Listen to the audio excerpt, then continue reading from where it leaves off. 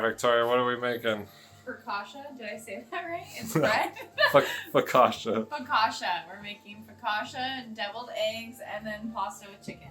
So Pasta, chicken. Tonight. Yeah, except and for the bread. For the chicken, we just did Costco rotisserie to make things easy. Yeah.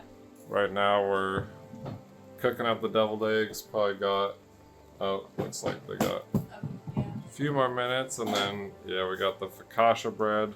First time making focaccia, so we'll see how this turns out. The last 2 eggs are here. That one's busted open. This one really shit itself. Don't want that. So for this pasta, it looks like we need to cook it for 11 minutes. A little bit of salt in the water. So I'm just gonna try and figure out how to turn this timer on. Gotta be smarter than the oven. There we go. Alright, and then in 11 minutes we'll check back with you. I had a wishbone. My mom and I always would break the wishbone, and I dug it out, and then I lost it, and I'm really sad about it. So I was really hoping I could wish on the chicken bone. Bring myself some good luck, but that's not my luck tonight, because I lost the wishbone. So yeah, anyway, there's that. Alright, so some of these eggs aren't the prettiest. They were already broken open, but we're going to take these eggs, we're going to crack them open, and then transfer them into this bowl. I might run them all over some cold water just to help peel the shells. And if you've ever done this before, you know it's a pain in the butt. Get some water, and then we're just going to fill these shells, and then make some deviled eggs. A little late to start the pasta, so it still has a minute, but I am going to take it off the heat, and we're going to check if it's al dente. If you didn't know, you can take pasta and you can toss it against the wall. So I'm going to have cameraman hold this. And which wall would you like me to use, good sir? Babe. Oh. I don't know if this is the right pasta, but that thing just bounced right off. Yeah, that was so funny. When in doubt, throw your pasta at the wall. Or at your cat. We've thrown it on our cat, and if it sticks, I mean, it's probably ready. Or you know what?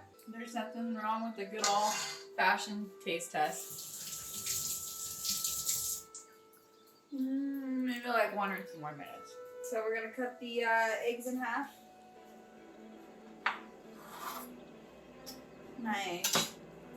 They're just slightly under, but they'll still mush up well for deviled eggs. Usually you want it thoroughly cooked, but that's actually really good. They're still yummy like that, so you want to be gentle about it though. Alright, so after we get these all cut up, we're gonna grab a spoon. These look delicious. Alright, we're gonna grab a spoon. Sure, small spoon. Or, let's see. We're gonna kind of just work the yolk. There we go, till it kind of breaks loose from it. You want to keep the shape of the egg, obviously, since you're going to put all this yolk back into it. Okay, well, I'm just, whatever. Okay, then I'm just going to put this back in here to keep my workspace clean. So I'm actually just going to use my finger, yeah. And what are we going to do with those egg yolks? We're going to mush them all together with some mayo and mustard and salt and pepper, and honestly, off the top of my head, I can't remember everything that goes into a deviled egg, so when we get to that part, I will fill you in on the rest of it. There's lots of different versions of deviled eggs. That's like the great thing about them, is you can just kind of blend up the yolk and make it and taste it till it is something that you would enjoy. So, can't really mess it up, just always taste as you go. Obviously what chefs and everyone tell you to do, so probably gonna do a little opposite. Chat's coming in to give us the recipe, so we're gonna follow this best we can, but may swap out a few things. Probably definitely a finer salt or pepper, but it'll still work. You just don't want to go as heavy on it for the salt and pepper to taste. It's probably good. Alright, now we're going to mush this all up and hope for the best because there's no going back. Alright, so for focaccia, like I said, it's my first time making this.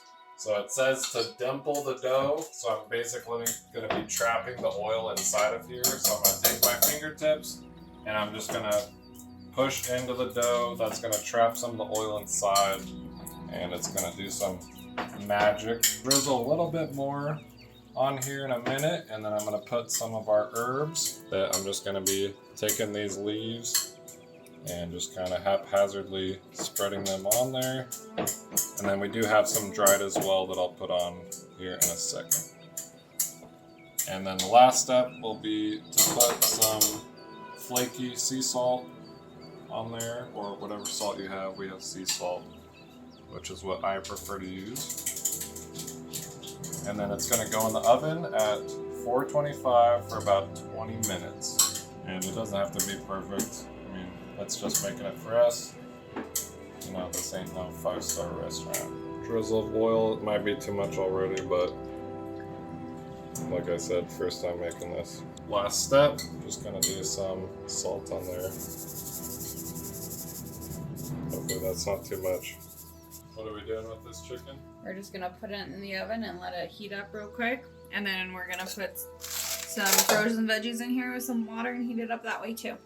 So actually, I love using this to mash anything. And one thing no other cooking show or channel really shows is there's always cleanup. At home, usually if you're the one cooking, you're either the one cleaning or your partner's the one cleaning. So it's more than one way to clean things too. Just saying. We're gonna get your our makeshift pipette. Was that right, y'all? I don't know. Was it? Let me know. Let us know in the comments. Yeah. But this is how I do it.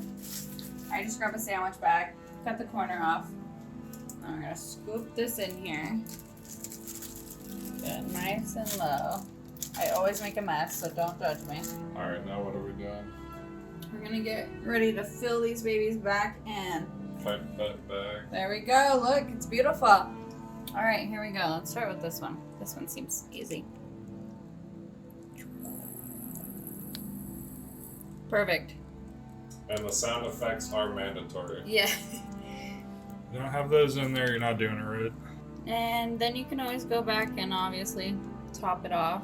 We'll leave the busted ones for last. Those may end up being dog food Yeah. or Casey food. Most likely Casey food. You want to use it all. Let me tell you, nothing can go to waste. We're in an egg pandemic. Light dusting. This is usually where I mess up with the paprika. Oh, see? Oh god, I'm nervous. We're just gonna go like this. Woohoo! Party! Paprika party. How much protein is in these bad boys? That's a Casey question. 6 grams of protein per egg. So 18, 24, 36, 48, 54. So we're gonna mix the veggies, the chicken, all into the pasta with the sauce. Probably gonna turn the heat back on for a couple minutes just to mix up that flavor. Maybe add a few extra spices, pepper, salt, obviously, and whatever else you like. I am a sucker for garlic powder and onion powder. I put that on just about everything. And now that I think about it, I usually cook with onions, but we didn't do onions today, but that's fine.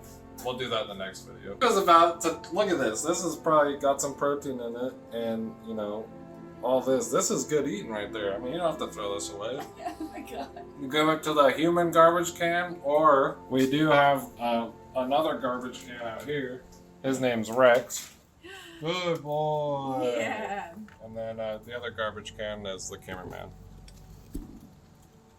So I have an herb garden this year. Harvested some thyme from it, picking the leaves clean and getting the stems separated from the leaves, which is the part you want. Already washed it, so make sure you run them under cold water. Keeps them nice and fresh and springy and not all wilty. We're gonna assemble the pasta, so I'm just gonna throw this straight in with the noodles. And we can scrape that out here in a sec. And put in the chicken. That's essential. Got to get that protein in there. And now we are going to add our Costco lemon and herb ricotta pasta sauce. Victoria said she took a little lick of this, so should be pretty good. How much do you think I should add, Victoria?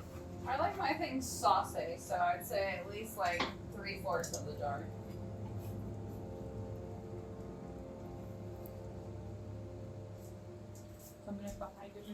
Should be about 3/4. And I'm gonna add that fresh thyme. And then of course, you gotta just keep seasoning it up. So I'm gonna do some pepper, salt, onion powder, garlic powder, and some Italian, and maybe oregano.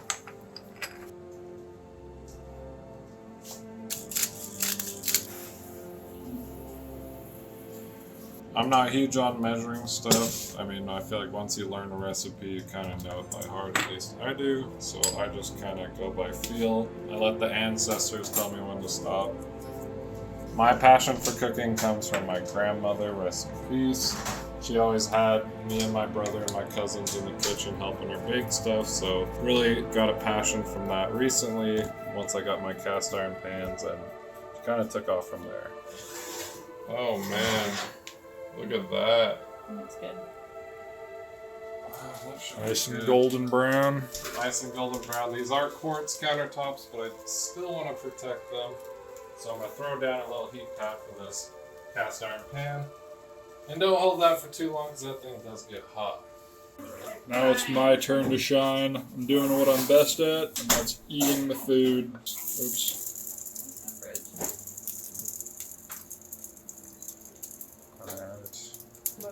It doesn't need much. Just a bloop. There you go. That's just one piece. Alright, taste test on the tiniest drop. It's so good. You're just gonna have to drop. Okay, Oh, it's so good. There's one thing I know how to do. That's eat. And the pasta. Get some chicken and noodles in here. Nice. They're so good. That should be all for today, but enough chit chat for now. I'm gonna dig into this food because I am starving and this looks delicious. If you guys want to see more videos like this one, please subscribe to the channel. Gonna just continue to keep cooking, and we're gonna just chef it up here. Got the cameraman. Beautiful night out, and like and subscribe if you guys enjoyed this content. We're gonna be bringing you some more videos here in the future, so we'll see you around next time. Peace.